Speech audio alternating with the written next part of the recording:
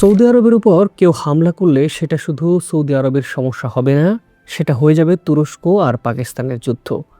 নিশ্চয় বিষয়টা নেটোর মতো শোনাচ্ছে, তাই তো?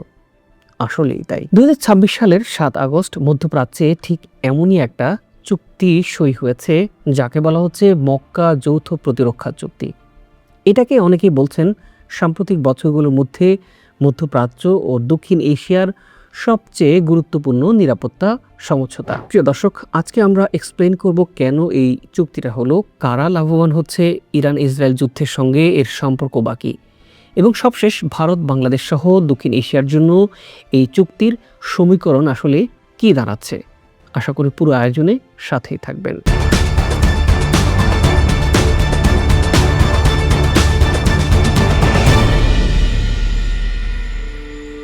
সৌদি আরব, তুরস্ক আর পাকিস্তান, এই তিন দেশ একটা পারস্পরিক প্রতিরক্ষা চুক্তিতে সই করেছে। শর্তটা সহজ কিন্তু শক্তিশালী। তিনটার যে কোনো একটাতে সশস্ত্র হামলা হলে সেটাকে তিন দেশের উপরই হামলা হিসেবে ধরা হবে। তুরস্কের পররাষ্ট্রমন্ত্রী হাকান ফিদান নিজেই এটাকে নেটোর অনুচ্ছেদ 5-এর সঙ্গে তুলনা করেছেন, যেটা পশ্চিমা সামরিক জোটের সবচাইতে শক্তিশালী নিরাপত্তা গ্যারান্টি হিসেবে পরিচিত। অর্থাৎ তিনি নিজেই স্বীকার করেছেন এটা নিছক একটা সমঝোতা স্মারক নয়, বরং একটা সত্যিকারের সামরিক জোট। আসলে এই চুক্তি একদম শূন্য থেকে শুরু হয়নি, এর ভিত্তি আগে থেকেই তৈরি ছিল। 2025 সালের সেপ্টেম্বরে সৌদি আরব আর পাকিস্তান একটা দ্বিপক্ষীয় কৌশলগত প্রতিরক্ষা চুক্তি স্বাক্ষর করেছিল, যেখানে একই ধরনের ধারা ছিল। যে কোনো এক পক্ষের উপর আক্রমণ উভয়ের উপর আক্রমণ বলে গণ্য হবে। তুরস্ক এখন সেই কাঠামোয় যুক্ত হয়ে পুরো বিষয়টাকে একটা ত্রিপক্ষীয় কৌশলগত অক্ষে পরিণত করেছে। পাকিস্তানের পররাষ্ট্র মন্ত্রণালয় বলছে এই চুক্তি পারস্পরিক প্রতিরোধ সক্ষমতা বৃদ্ধি করবে এবং অঞ্চল ও তার বাইরে শান্তি স্থিতিশীলতা জোরদার করবে। এই তিনটা দেশের শক্তি একেবারে আলাদা আলাদা রকমের, আর সেটাই এই জোটের বিশেষভাবে কার্যকর করে তুলেছে। সৌদি আরবের আছে বিপুল অর্থ সম্পদ, জ্বালানি খাতে বৈশ্বিক আধিপত্য আর আরব ও ইসলামিক বিশ্বে একটা কেন্দ্রীয় অবস্থান। পাকিস্তানের আছে এই অঞ্চলের অন্যতম বড় এবং যুদ্ধ অভিজ্ঞ সেনাবাহিনী আর মুসলিম বিশ্বের একমাত্র স্বীকৃত পারমাণবিক শক্তিধর রাষ্ট্র হিসেবে একটা বাড়তি কৌশলগত মর্যাদা। তুরস্কের আছে নেটোর দীর্ঘদিনের অভিজ্ঞতা, নৌ ও বিমান শক্তি প্রয়োগের সক্ষমতা আর একটা শক্তিশালী নিজস্ব প্রতিরক্ষা শিল্প, ড্রোন, ক্ষেপণাস্ত্র, সাঁজোয়া যান, যুদ্ধ জাহাজ, এমনকি ইলেকট্রনিক ওয়ারফেয়ার সিস্টেম পর্যন্ত তৈরির সক্ষমতা। এই তিনটা শক্তি মিলিয়ে একটা স্পষ্ট চিত্র দাঁড়ায়। সৌদি অর্থায়ন, পাকিস্তানি সেনা শক্তি আর তুর্কি প্রযুক্তি ও সরঞ্জাম, এই তিনের সমন্বয়ে গড়ে উঠতে পারে সমন্বিত সামরিক মহড়া, গোয়েন্দা তথ্য বিনিময়, যৌথ বিমান ও ক্ষেপণাস্ত্রের প্রতিরক্ষা ব্যবস্থা এবং এমনকি যৌথ অস্ত্র উৎপাদনের একটা নতুন বাস্তবতা। তুর্কি ও পাকিস্তানি অস্ত্র প্ল্যাটফর্মে সৌদি অর্থ আসতে পারে, আবার আঙ্কারার প্রযুক্তি ও ইসলামাবাদের যুদ্ধ অভিজ্ঞতা রিয়াদের নিরাপত্তাকে আরও মজবুত করতে পারে। অর্থাৎ প্রত্যেকটা দেশ একে অপরের ঘাটতি পূরণ করছে। এটাই এই জোটকে টেকসই করে তুলতে পারে।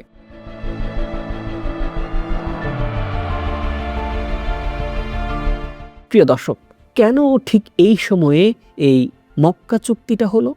এই প্রশ্নটাই সবচাইতে গুরুত্বপূর্ণ। কেন এখন, আর কেন ঠিক এভাবে? ইরানের বিরুদ্ধে যুক্তরাষ্ট্র ইসরায়েলের যুদ্ধ চলছে মাসের পর মাস ধরে, থামার কোনো আসলে স্পষ্ট লক্ষণ নেই। ইরান, ইসরায়েল, যুক্তরাষ্ট্র, ইয়েমেনের হুতি এবং অন্যান্য মিলিশিয়া গোষ্ঠী সবাই ক্রমশ গভীর সংঘাতের দিকে যাচ্ছে। এই যুদ্ধ একটা জিনিস স্পষ্ট করে দিয়েছে, উপসাগরীয় অঞ্চলে তেল শোধনাগার, বন্দর, বিমানবন্দর এবং সামুদ্রিক পথ এসব কতটা সহজে ক্ষেপণাস্ত্র ও ড্রোন হামলার শিকার হতে পারে। আর সবচেয়ে বড় কথা হলো, যুক্তরাষ্ট্র যে আর নির্ভরযোগ্য নিরাপত্তা গ্যারান্টার নয়, সেটাও এই যুদ্ধে বাস্তবে প্রমাণিত হয়ে গেছে। ফলে তিনটা সরকারই এখন এমন একটা আঞ্চলিক নিরাপত্তা কাঠামো চাইছে যেটা আমেরিকার উপর কম নির্ভরশীল। সৌদি অর্থ, পাকিস্তানি সৈন্য আর তুর্কি সামরিক সরঞ্জাম একত্র করে পূর্ব ভূমধ্যসাগর, উপসাগরীয় অঞ্চল এবং দক্ষিণ এশিয়া জুড়ে একটা শক্তিশালী নিরাপত্তা বলয় গড়ে তোলার স্বপ্নই যেন এই চুক্তির মূল লক্ষ্য। অনেকেই মনে করেন এটা কি ইরান বিরোধী জোট? চুক্তি সইয়ের পর স্বাভাবিকভাবেই একটা প্রশ্ন উঠেছে, এই জোট কি ইরানকে টার্গেট করে তৈরি হয়েছে? 3 দেশ স্পষ্টভাবে বলেছে না, এটা ইরানের বিরুদ্ধে কোনো জোট নয়। আর মজার বিষয় হলো, ইরানও এ নিয়ে কোনো প্রকাশ্যে উদ্বেগ জানায়নি। আসলে ইরান সৌদি সম্পর্কের বাস্তবতা অনেক জটিল। 28 ফেব্রুয়ারি ইরানের বিরুদ্ধে মার্কিন ইসরায়েলি যুদ্ধ শুরুর পর থেকে ওয়াশিংটন ও তেল আবিব বারবার চেষ্টা করেও সৌদি আরবকে ইরান বিরোধী যুদ্ধের ফাঁদে ফেলতে পারেনি। ইরানের পক্ষ থেকে সৌদি ভূখণ্ডে কিছু হামলা হলেও তেহরান যুক্তি দিয়েছে সেগুলো আসলে অঞ্চলে থাকা মার্কিন ঘাঁটিকে লক্ষ্য করে করা হয়েছিল। এমনকি এসব হামলার পরও সৌদি আরব ইরানের সর্বোচ্চ নেতা আয়াতুল্লাহ আলী খামেনির জানাজায় একটা উচ্চ পর্যায়ের প্রতিনিধি দলকে পাঠিয়েছিল। এ থেকে বোঝা যায় কূটনৈতিক উত্তেজনা যতই থাকুক না কেন, রিয়াদ ও তেহরান দুজনেই সম্পর্ক পুরোপুরি ভাঙতে চায় না। বরং বিশ্লেষকদের একটা বড় অংশ মনে করছে এই চুক্তি আসলে ইসরায়েলের আঞ্চলিক আধিপত্য বিস্তারের আকাঙ্ক্ষার প্রতি একটা কৌশলগত বার্তা। ইরানের পর যদি ইসরায়েলের পরবর্তী লক্ষ্য হয় তুরস্ক, যা এই অঞ্চলে ইসরায়েলি উচ্চাকাঙ্ক্ষার পথে সবচাইতে বড় বাধা, তাহলে সৌদি আরব সেই পরিস্থিতি আগে থেকেই ঠেকানোর একটা কাঠামো তৈরি করে রাখছে। একই সঙ্গে মার্কিন প্রেসিডেন্ট ডোনাল্ড ট্রাম্প বেসামরিক পারমাণবিক চুক্তির শর্ত হিসেবে সৌদি আরবকে আব্রাহাম চুক্তিতে সই করতে বলার পরও রিয়াদ নীতিগতভাবে রাজি হয়নি।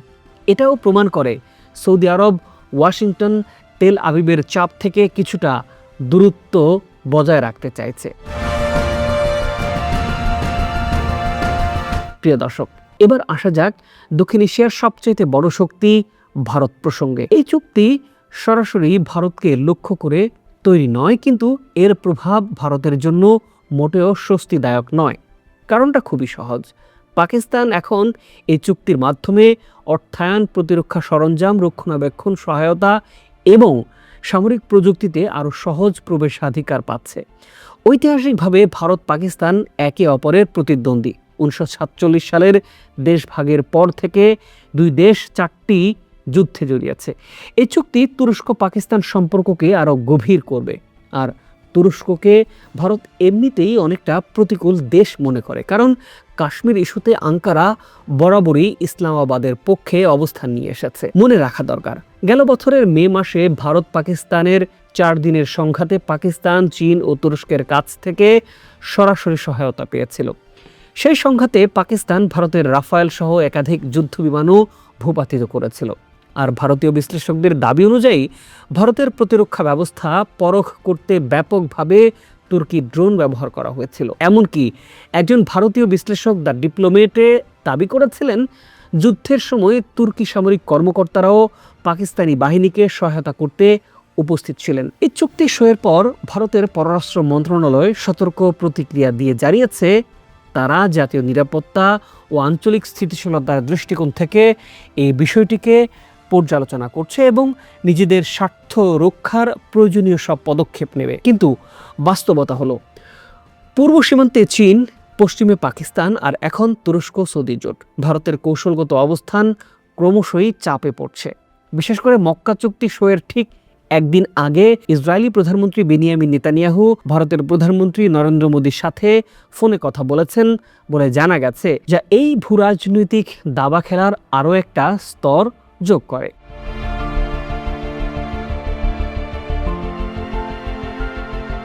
ভারত পাকিস্তানের মধ্যেই সীমাবদ্ধ থাকবে না, এটা দক্ষিণ এশিয়ার অন্য দেশগুলোর প্রতিরক্ষা সমীকরণকেও প্রভাবিত করতে পারে।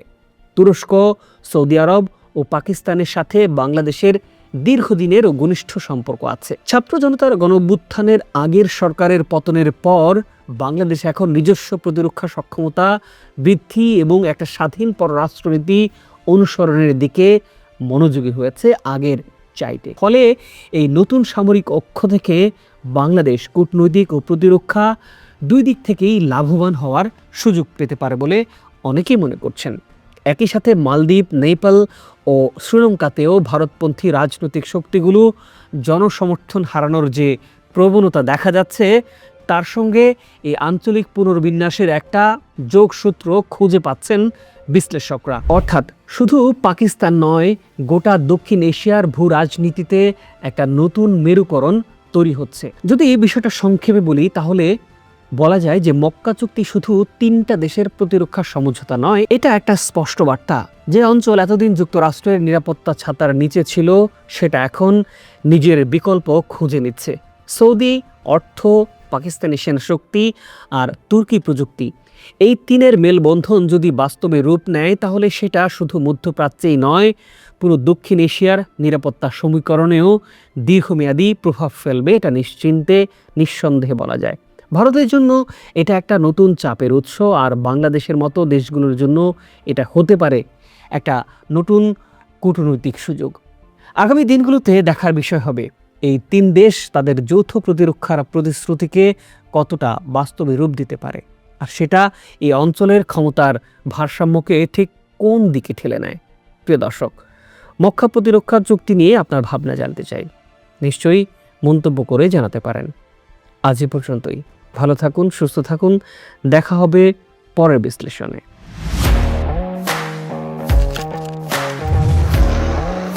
প্রফেশনাল স্টুডিও খুঁজছেন? ঢাকার প্রাইম লোকেশন নয়াপল্টনে দেশ সমাচার স্টুডিও আপনার কন্টেন্ট প্রোডাকশনের নির্ভরযোগ্য ঠিকানা। এখানে পাবেন 4K ক্যামেরায় মাল্টি অ্যাঙ্গেল রেকর্ডিং, আছে গ্রিন ও ব্ল্যাক স্ক্রিন সেটআপ, উন্নত মানের মাইক্রোফোন ও sound proof voice over booth. আপনার পছন্দ মতো স্টুডিও ডিজাইন করার সুযোগও থাকছে। Hazrat Shahjalal news content, talk show, interview বা পডকাস্ট, যা কিছুই করেন এখানে পাবেন প্রফেশনাল সেটআপ আর ফুল এডিটিং সাপোর্ট। আপনার চাহিদা অনুযায়ী বুক করতে পারেন আজই। কল কিংবা হোয়াটসঅ্যাপ করুন এই নাম্বারে 01-720-210657। ভিজিট করুন আমাদের ওয়েবসাইট ও ফেসবুক পেজ।